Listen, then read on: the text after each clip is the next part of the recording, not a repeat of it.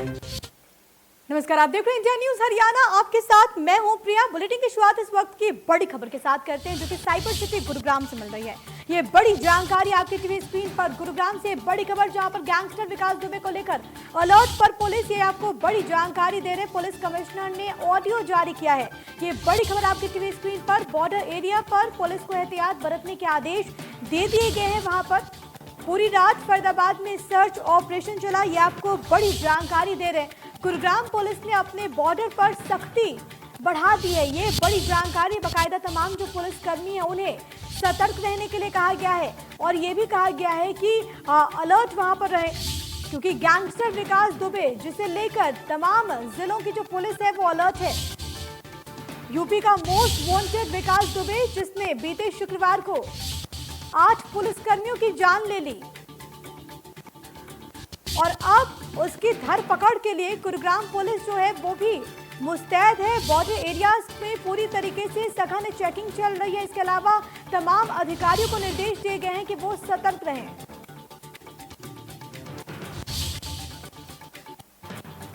तो ये बड़ी खबर आपकी टीवी स्क्रीन पर। पूरी तरीके से वहां पर जो मुस्तैदी है वो बढ़ती जा रही है, और इसको लेकर पुलिस पूरी तरीके से सतर्क हो गई है। मेरे सहयोगी राज वर्मा की रिपोर्ट में आपको दिखाते हैं। कुख्यात गैंगस्टर और यूपी पुलिस के 8 पुलिसकर्मियों के हत्यारे विकास दुबे की गिरफ्तारी के लिए लगातार पुलिस जगह जगह छापेमारी कर रही है। कल भी पुलिस को सूचना मिली थी कि फरीदाबाद के एक होटल में विकास दुबे अपने 2 साथियों के साथ ठहरने के लिए पहुंचा है, और उसके बाद पुलिस ने जब छापेमारी की तो विकास दुबे वहां से फरार होने में कामयाब हो गया। इसके साथ ये भी जानकारी है कि विकास दुबे फरीदाबाद से गुरुग्राम की तरफ भी छुपने के लिए आ सकता है। ऐसे में गुरुग्राम के पुलिस कमिश्नर के राव ने एक ऑडियो संदेश पुलिसकर्मियों को जारी कर आदेश दिए हैं कि जो बॉर्डर एरिया है, जो गुरुग्राम और फरीदाबाद से सटे हुए और दिल्ली से सटे हुए बॉर्डर एरिया है, वहां पर सख्ती बढ़ा दे, क्योंकि विकास वहां से भागकर गुरुग्राम में छुपने की कोशिश कर सकता है। तो ऐसे में तमाम इलाकों में शहर के नाकेबंदी कर दी गई है, और पुलिस की चौकसी भी बढ़ा दी गई है। तमाम गाड़ियों को चेक किया जा रहा है, और जो संदिग्ध हैं उनसे पूछताछ भी की जा रही है। पुलिस कमिश्नर ने अपने ऑडियो में साफ किया है कि विकास दुबे के पास अपनी कोई निजी गाड़ी नहीं है, तो ऐसे में वो किसी टैक्सी या फिर ऑटो का सहारा ले सकता है फरार होने के लिए। तो लगातार पुलिस की कोशिश यही है कि जो तमाम जो टैक्सी है या इसके अलावा जो ऑटो है उनकी बारीकी से जो है वो जांच की जा रही है। साथ ही साथ पुलिस कमिश्नर ने ये भी बताया है कि जो एक फोटो भी दी है जिससे कि उसके हुलिये की जांच कर सके, क्योंकि कोविड की वजह से तमाम लोग मास्क का इस्तेमाल कर रहे हैं। तो मास्क की आड़ में विकास दुबे जो है अपने आप को बचाने या छिपाने में कामयाब ना हो, तो इसको देखते हुए तमाम उन सभी संदिग्धों की जांच की जा रही है जिनका हुलिया विकास दुबे से मिलता हो। कैमरामैन जगदीश तोमर के साथ राज वर्मा, इंडिया न्यूज, गुरुग्राम। तो गैंगस्टर विकास दुबे को पकड़ने के लिए पुलिस यहां पर सावधानी बरत रही है, सतर्कता बरत रही है, पूरी तरीके से मुस्तैद। इस बीच आपको एक बड़ी खबर से आपको रूबर करवाएं। इनाम की राशि को भी बढ़ा दिया गया है। ये बड़ी जानकारी निकलकर सामने आ रही है। विकास दुबे पर अब 5 लाख रुपए का इनाम। यह आपको बड़ी जानकारी दे। मोस्ट वांटेड गैंगस्टर विकास दुबे पर इनाम को बढ़ा दिया है। इससे पहले इनाम की राशि 50,000 थी, उसके बाद 1 लाख, फिर 2.5 लाख, और फिर इसे दोगुना कर दिया गया। विकास दुबे पर अब 5 लाख रुपए का इनाम। यह आपको बड़ी जानकारी दे रहे हैं। विकास दुबे पर 5 लाख रुपए का इनाम बढ़ा दिया गया है। यह आपको बड़ी जानकारी दे, क्योंकि जिस तरीके से अभी तक वो फरार चल रहा है, कई घंटे बीत चुके हैं, और ऐसे में सवाल ये कि आखिर ये विकास दुबे कहाँ है। इस बीच फरीदाबाद के एक होटल से तस्वीर निकलकर सामने आई, जिसके बाद वहां पर सघन अभियान चलाया जा रहा है। इसके अलावा अगर गुरुग्राम की बात कर ली जाए या फिर लगते तमाम जिलों की बात कर ली जाए, वहां पर पूरी तरीके से पुलिस जो है वो सतर्कता बरत रही है।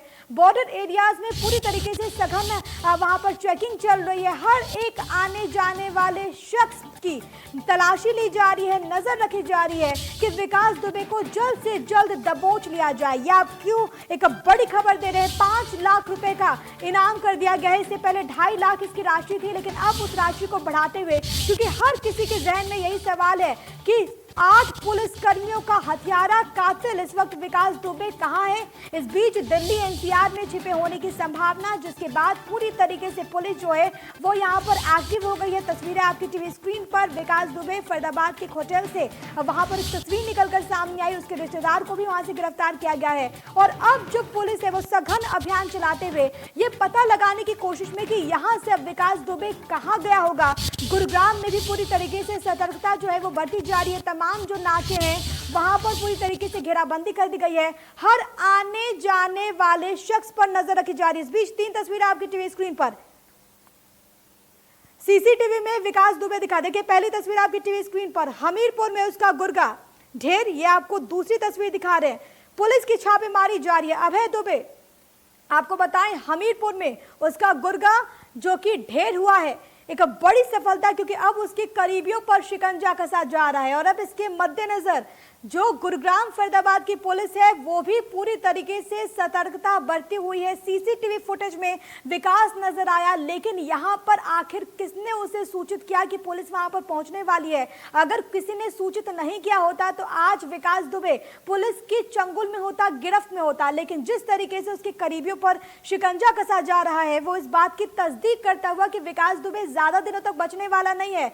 जल्द से जल्द पुलिस उस तक पहुंच जाएगी और ज्यादा दूर भी नहीं है, क्योंकि जिस तरीके से ये सीसीटीवी फुटेजेस यहां पर देखने को मिले हैं और उसके बाद ये सघन अभियान जो है वो वहां पर चलाया जा रहा है। और ऐसे में ये भी बात निकलकर सामने आ रही है कि हरियाणा के इन जिलों में हो सकता है कि ये जो यूपी का मोस्ट वांटेड विकास दुबे है वो छिपा हो। लेकिन इन सब के बीच पुलिस प्रशासन वहां पर है जो पूरी तरीके से सजग है, पूरी तरीके से जागरूक है। इस बड़ी खबर पर हमारी नजर बनी रहेगी, आपको आगे भी अपडेट करते रहेंगे। लेकिन फिलहाल खबरों में आगे बढ़ते हुए कैथल की बात कर लेते हैं, जहां पर आयोजित कार्यकर्ता सम्मेलन में इलेनो नेता अभय चौटाला ने कार्यकर्ताओं को संबोधित किया। इस दौरान अभय चौटाला ने बड़ौदा उपचुनाव को लेकर जीत का दावा किया और कहा कि बड़ौदा से ना सीएम चुनाव लड़ेंगे और ना ही हुड्डा।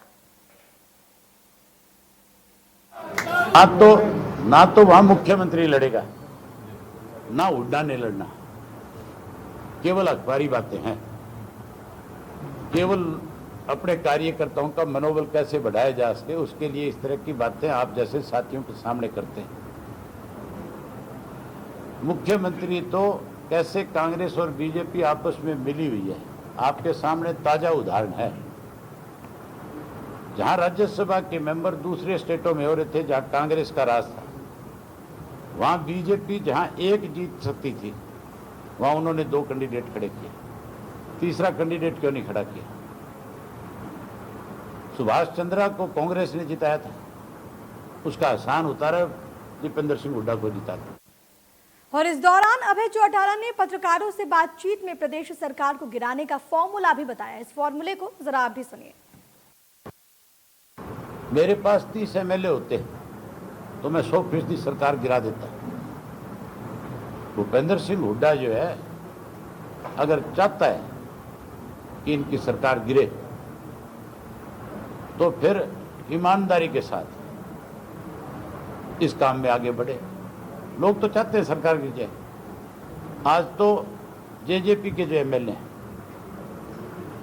उनमें केवल मात्र 2 या 3 ऐसे होंगे जो सरकार के साथ रहना चाहते हैं। बीजेपी के एमएलए किस तरह से चिल्ला चिल्ला के स्पीकर को कह रहे थे कि हमारी तो तहसीलदार भी नहीं सुनता, डीसी एसपी तो बहुत दूर चले गए। तो उनके अपने एमएलए रो रहे थे, अपने एमएलए बता रहे थे, कह रहे थे कि हमारी सुनवाई नहीं है। तो फिर सरकार कैसे चल सकती है? सरकार तो भूपेंद्र सिंह हुड्डा ही चला रहे हैं। हुड्डा जिस दिन अपनी नीयत साफ करके इस काम में जुट जाएगा तो फिर मैं भी उसकी मदद कर दूंगा, सरकार गिरवा दूंगा। वही करनाल में करोड़ों रुपए की राइस घोटाला का मामला सामने आया, जहां पर मिल्स में मिल मालिकों ने करोड़ों रुपए का चावल सरकार से छिपा कर रखा, जिसे मिल मालिक वापस नहीं कर रहे। लेकिन प्रशासन की सतर्कता की वजह से खाद्य आपूर्ति विभाग की टीम और एसडीएम ने छापेमारी कर 2 ट्रक चावल बरामद किए। इसमें 737 क्विंटल चावल लूट किया गया था। जानकारी के अनुसार ये चावल को उत्तर प्रदेश के बांदा से मंगवाया गया और करनाल के 2 मिल्स में पहुंचाना था। आपको ये बताएं कि राइस मिल मालिक यूपी बिहार से चावल खरीद कर आपूर्ति कर रहे हैं, जबकि सरकार ने जो चावल मिल मालिकों को दिया था उसका 70% चावल ही वापस दिया गया। इसमें जो हमारे नॉलेज में कुछ बात आई थी कि कुछ राइस मिल्स में जो सरकार का राइस मिलिंग करके उसको लौटाना होता है उसमें कम लौटाया गया है, या कुछ मिलों की फिजिकल वेरिफिकेशन करवाई जाए, उनके पास शॉर्टेज है। उसमें दो मिल्स की जांच कराई गई, क्योंकि जो 2 ट्रक हमने पकड़े थे वो कोई यूपी से राइस आया था और उन 2 मिलों में जाना था। उन दोनों मिलों की जब हमने फिजिकल वेरिफिकेशन कराई तो उनमें शॉर्ट मिला है। तक जो हमें मिले हैं वो यूपी से मिले हैं, उसको बैक ट्रेस कर रहे हैं कि यूपी से किसी मिल से हैं या पीडीएस का है, वो तो एक बार उसकी विस्तृत जांच के बाद ही पता चल पाएगा। मैं कह तो रहा 95% के 94% के करीब पूरा हो गया और वो पूरा होगा।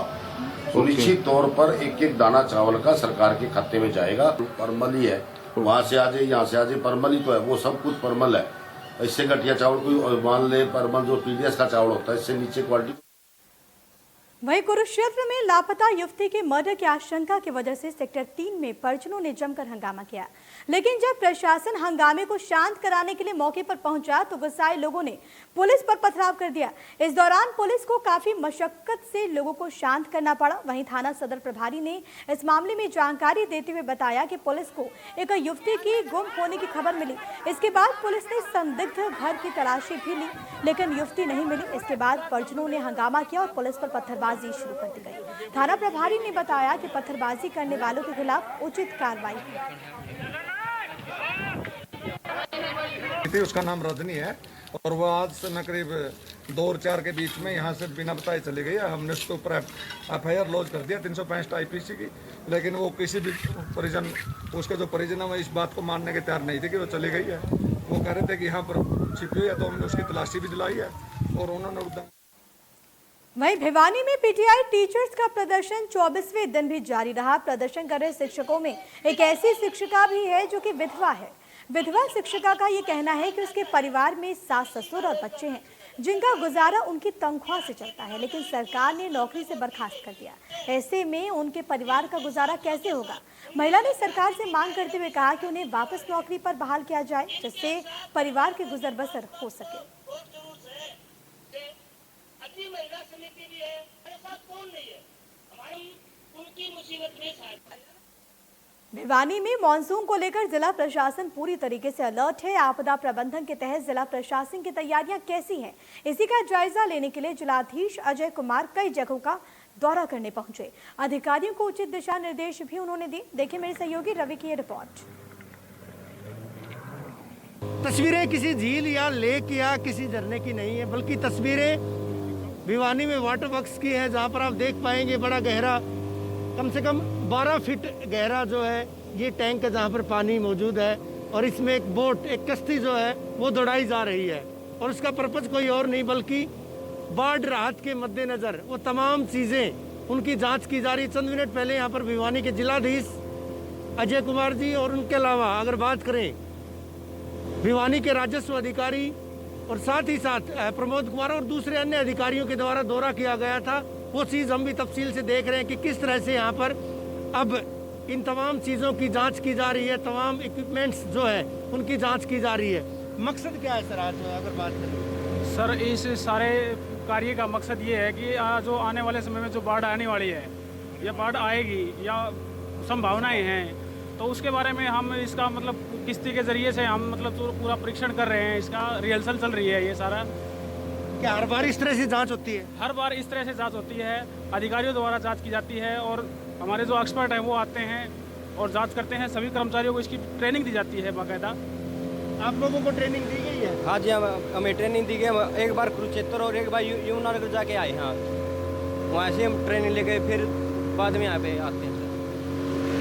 किस तरह के अनुभव अगर बात करें, क्या आपदा के लिए पूरी तरह से तैयार अगर इस तरह की कोई आपदा आती है? जी, प्रशासन बिल्कुल तैयार है और हमारे जो स्टाफ है, मैं पिछले 94 से लेकर अब तक जो है ना इसमें ट्रेनिंग में हिस्सा ले रहा हूँ। अब मैं इंस्ट्रक्टर हूँ डिस्ट्रिक्ट भिवानी का और हर कार्य के लिए बिल्कुल तैयार है प्रशासन। चलिए, आपदा प्रबंधन की जहाँ बात आती है तो निश्चित तौर पर प्रशासन पूरी तरह से तैयार है।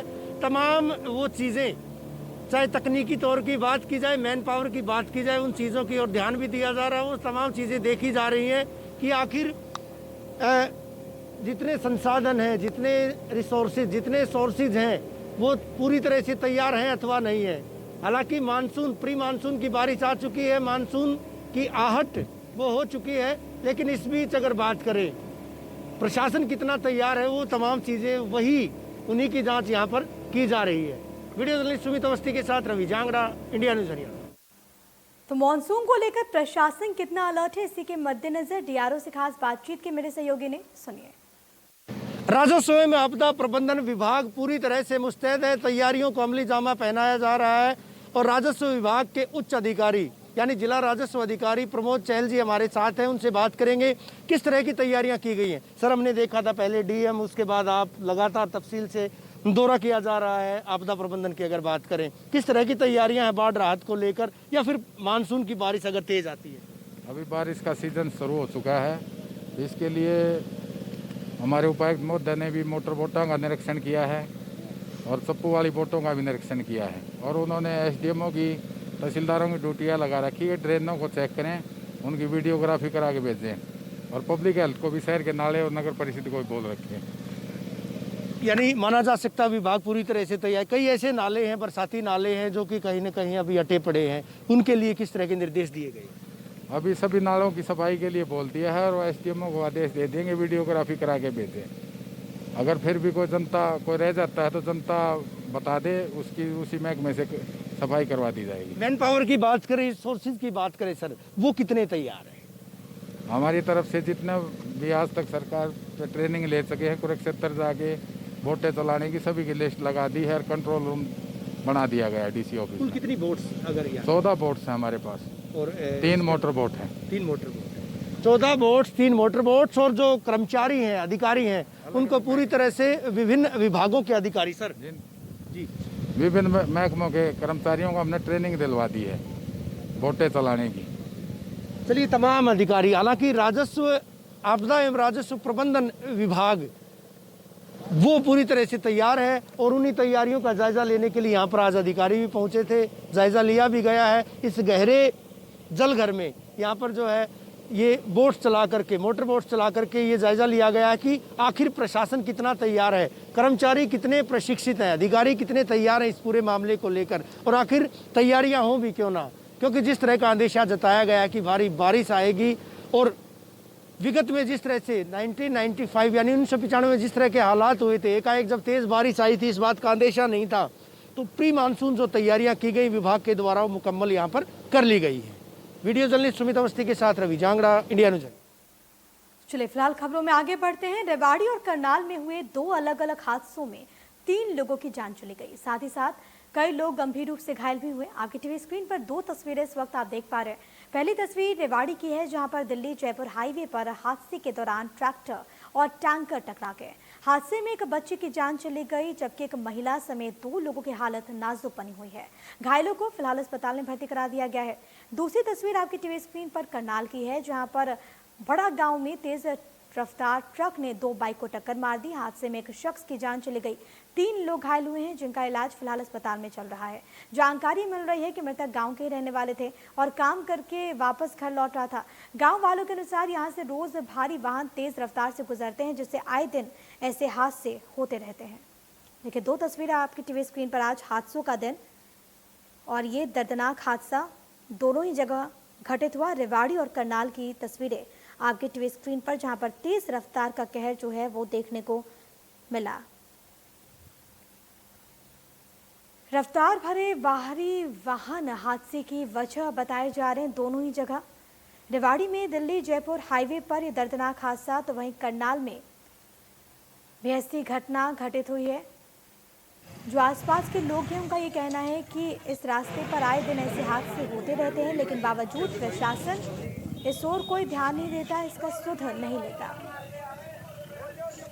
हादसे में एक बच्ची की जान चली गई। रेवाड़ी में आपको बताएं कि एक महिला घायल हुई है, जबकि करनाल में एक की मौत बताई जा रही है। हादसा हुआ है करनाल के बड़ा गांव में। और इसी के साथ इस बुलेटिन में अभी के लिए फिलहाल इतना ही। एक छोटा सा ब्रेक के बाद देखिए मेरे सहयोगी जया के साथ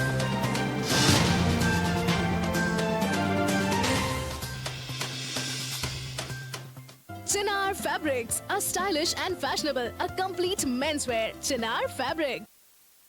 केश निखार प्रस्तुत करते हैं दुनिया में पहली बार हैंड क्लींजिंग साबुन 500 ml केश निखार हैंड रब के साथ प्राकृतिक जड़ी बूटियों से युक्त हैंड क्लींजिंग साबुन पाएं बिल्कुल मुफ्त। हम सब चाहते हैं कि अगर कोई बीमारी हो तो खर्चे की चिंता किए बिना अपनी फैमिली का इलाज अच्छे से अच्छे हॉस्पिटल में करवाएं। इसीलिए आज ही policybazaar.com से हेल्थ इंश्योरेंस करवाइए। अब छोटी छोटी मंथली पेमेंट्स में महंगा नहीं है। policybazaar.com, standard terms and conditions apply.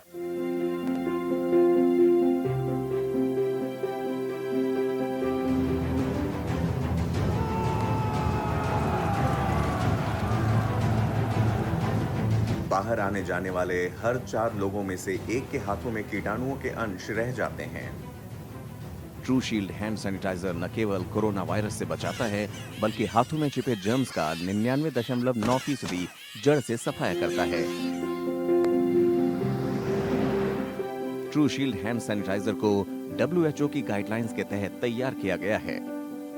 Piccadilly agro industries limited द्वारा निर्मित ट्रू शील्ड हैंड